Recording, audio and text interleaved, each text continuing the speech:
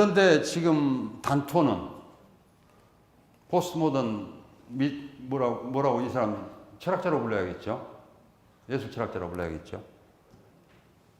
제가 해석주의라 이름을 붙여서 부르고 있습니다. 단토가 예술의 종말 뭐 이런 제목의 책도 썼고 여기서 뭐라고 얘기하는가? 모든 것은 예술계의 해석에 의해서 예술 작품이 될 수 있답니다. 예술계의 해석. 그래서 이 결론은 뭔가? 예술의 본질이 뭡니까? 예술의 본질이 모방입니까? 표현입니까? 생산입니까? 이런 본질주의적 이론은 더 이상 있을 필요가 없는 거예요. 왜? 예술계가 뭐라고 해석하면 그것은 동네 물건도 예술이 되니까. 그러니까 예술의 본질이 뭐라고 하는 이론 자체가 수명이 끝난 겁니다. 무엇이든 예술이 될 수 있기 때문에. 이게 예술의 종말입니다. 곰곰 생각해 보면 예술 이론의 종말이죠. 예술에 관한 본질주의적 이론의 종말 이 말이에요.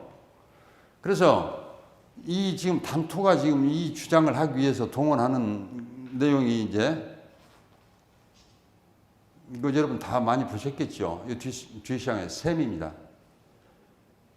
여기 지금 보통 병기에 이 지금 표기하는 것 말고는 아무것도 없는데 이걸 지금 전시장에 전시해 놓고 셈이라고 전시를 했죠. 그래서 우리 일상용품이 예술계의 해석에 의해서 예술 작품이 되는 강력한 증거처럼 소개를 했습니다.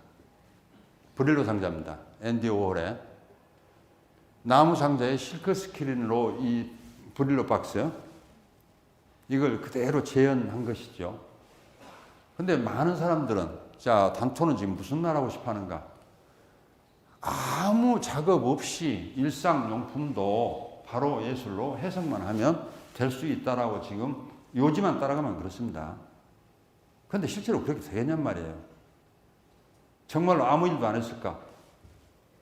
이게 이 상태로 화장실에 걸린 상태로 저게 예술입니다라고 우리가 그렇게 할 수 있겠냐고 말이에요. 있는 상태로.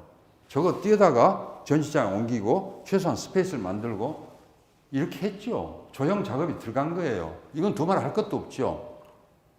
나무 상자에 실크 스크린 할 정도면은 이미. 그런데 이 케이스가 뭘 보여주는가 하면 조형 작업이 최소화된 작품들입니다. 아까 말씀드린 것처럼 8시간, 16시간 이 작업을 한 게 아니고 최소화된 형태의 조형을 하고 이것을 마치 일상용품이 그대로 해석에 의해서만 작품이 된 것처럼 그런 예로 제시하고 있단 말입니다. 그런 예술 작품은 없습니다. 예술가의 조형 작업이 개입되지 않았는데 아까 저 덕유산의 바위 보셨죠? 나름 꽤 정교합니다. 나름 뭐 비싸게 생겼어요. 그런데 예술이라고 부르지 않는 이유는 뭡니까? 조형자가 누군지를 알 수 없죠. 자연 상태로 이루어졌기 때문에 예술이라고 보지 않습니다. 자, 그래서 다시 단토로 돌아가 보면 모든 것은 예술계 해석에 의해서 예술작품 될 수 있고 그래서 예술 이론이란 것이 더 이상 의미가 없고 해석해버리면 되니까 아무것도 아닌 것도 그냥 이렇게 해석하면 작품 되니까 저는 뭐라고 지적하고 싶어 하는가? 작가의 물리적 작업, 기호적 조형 작업입니다. 이 얼마나 중요한 역할을 하는지를 지금 완전히 건너뛰고 있는 겁니다. 무리한 이론입니다. 제가 볼 때는.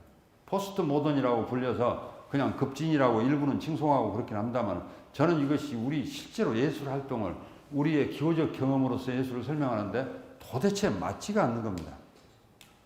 이건 전략적인 허풍이거나 과장이죠.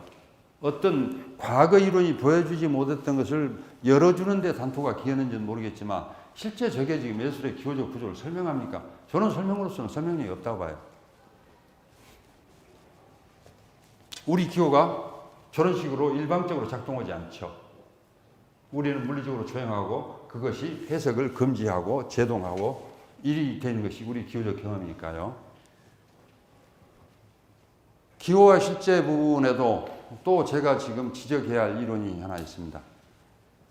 이것도 마찬가지로 과도한 이론 중에 하나입니다. 이번에 표적이 되는 사람은 둘러집니다.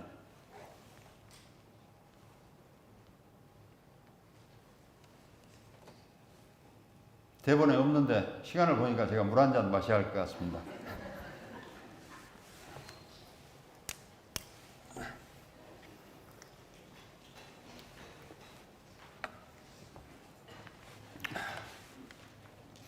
들레지의 이론은 시뮬라크르 이론이라고 알려져 있습니다. 시뮬라크르는 의미 사건입니다. 이 제목부터가 해괴하죠. 어째서 의미가 사건입니까? 제가 보는 의미는 우리 경험의 파편입니다. 물리적 경험이거나 기호적 경험의 어떤 파편을 의미라고 부르는 것이지 의미가 어떻게 사건이냐고요. 저렇게 이미 복선이 시작되면 의미란 것은 사건이라는 이름을 붙였을 때 무슨 말을 함축하는가? 의미는 이 세계 어딘가에 존재하는 사태이거나 사건인 겁니다. 체험주의적으로 볼 때는 저것은 우리 경험의 국면이거나 양상이거나 그 경험이 산출해낸 어떤 우리의 의식의 파편이거나 그렇습니다. 우리 밖에 있는 어떤 형태도 아니고 사건도 아니에요. 그런데 구조주의가 저런 생각을 갖고 있죠. 의미를 사건으로 본단 말입니다. 자, 이 설명입니다. 의미 사건의 중요성에도 불구하고 물리세계는 불변한다. 물리세계에 아무 변화가 없는데 의미세계가 어마어마하게 우리 영향을 미치는 이 구조를 극명하게 드러내줍니다. 이 부분까지는 정말 들레지가 놀라운 철학자라고 생각할 수밖에 없는 정말 그 중요한 점을 보여줬다고 생각하는데, 다음 그림 보실까요? 이 나폴레옹의 대관식입니다. 아마 들레지가 이 사례를 직접 들고 있는 것으로 제가 알고 있어요. 여기 사람들이 모여서 관을 씌우고 절하고 어떤 의식이 끝나고 박수 한번 치고 해산하면 전체 물리적인 총량에는 변화가 없죠. 그러나 이 일 이후로 유럽의 역사도 바뀌고 우리의 인생도 바뀌어버립니다. 내 신분이 바뀔 수도 있고 계급이 바뀔 수도 있고 일부는 처형되고 모든 질서가 바뀐다고 말입니다. 이럴 때 뭐가 바뀌었습니까? 물리적으로는 바뀐 게 없다는 겁니다. 물리적 총량은 그대로예요. 모였다가 흩어졌다 박수치고 이런 변화는 있었지만 물리적 총량의 변화가 없는데 무엇이 변했을까? 이것을 들레지가 지금 의미 사건이라고 부르고 그것이 바로 시뮬라크르입니다. 그러면 이것은 시뮬라크르는 물리적인 현상은 아니죠. 물리적 총량의 변화가 없다고 그랬으니까. 그런데 너무나 많은 질서가 바뀌는 거예요. 이게 제가 읽어냈을 때는 제 지금 현재 구획에 따르면 기호적 경험 내용이 바뀐 겁니다. 물리적 총량이 변화가 없다는 말은, 그런데 세계가 바뀌었다는 말은 기호적 경험 영역이 요동을 치는 겁니다.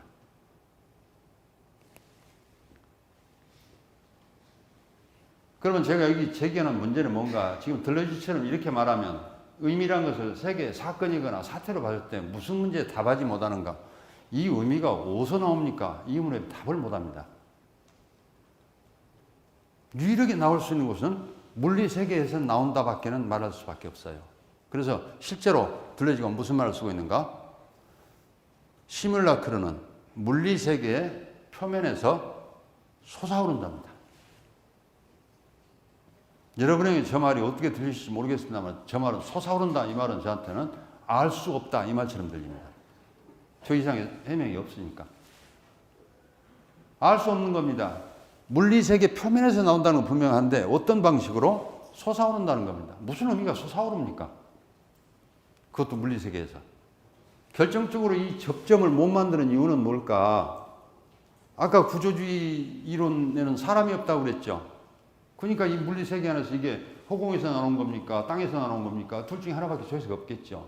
그러니까 이 물리세계에서 나온다고 말했겠죠. 이것이 물리세계 일부입니까? 그건 아니라고 그랬죠. 물리세계 총량의 변화가 없다고 그랬으니까. 그러니까 물리세계 안에서 나온다고 말할 수도 없죠. 그러니까 물리세계 표면에서 솟아오른다라고 얘기하는 겁니다. 이 말은 저한테는 이 이상 저는 설명할 수 없어요. 이 말로 읽힙니다.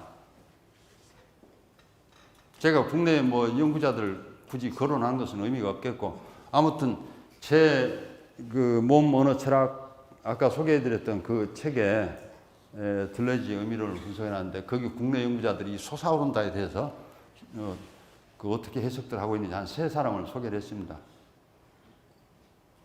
누구도 설명할 수 없겠죠. 들레지 자신이 설명을 못하는데. 그래서 저는 이 설명을 위해서는 반드시 물리세계와 의미세계를 구획을 하게 되면 이 문제가 생긴다고 봅니다. 대신에 우리 물리세계와 우리 몸의 상호작용에서 어떻게 의미가 창발하는지를 설명하는 것이 필요하지, 이 두 세계를 나누게 되면 이런 문제에 부닥치게 된단 말이죠. 저는 구조주의자들 이론에 아까 이제 소시르부터 시작해서 일련의 구조주의 전통에 있는 이론가들이 이 의미의 주인이 사람이라는 사실을 설명하지 않고 있고 그 의미를 설명하는데 사람이 등장하지 않습니다. 구조주의자들은 처음부터 구조에 의해서 모든 걸 설명하고 싶어 하지 핵심적 타깃 중에 하나가 건설의 주체이기 때문에 그 주체라는 게 뭐 사람 아닙니까? 이걸 해체하는 것이 구조주의자의 주된 관심이었어요. 주체란 것도 해체해서 구조 속으로 다 해체해서 주체도 설명하고 싶어 했고 그러니까 사람 자리가 없죠. 그러니까 이 문제를 설명할 방법은 없죠. 저처럼 의미가 기호적 경험의 파편이거나 또는 그 경험을 통해서 산출된 무엇이거나 이런 설명을 할 수는 없을 거라고 말입니다.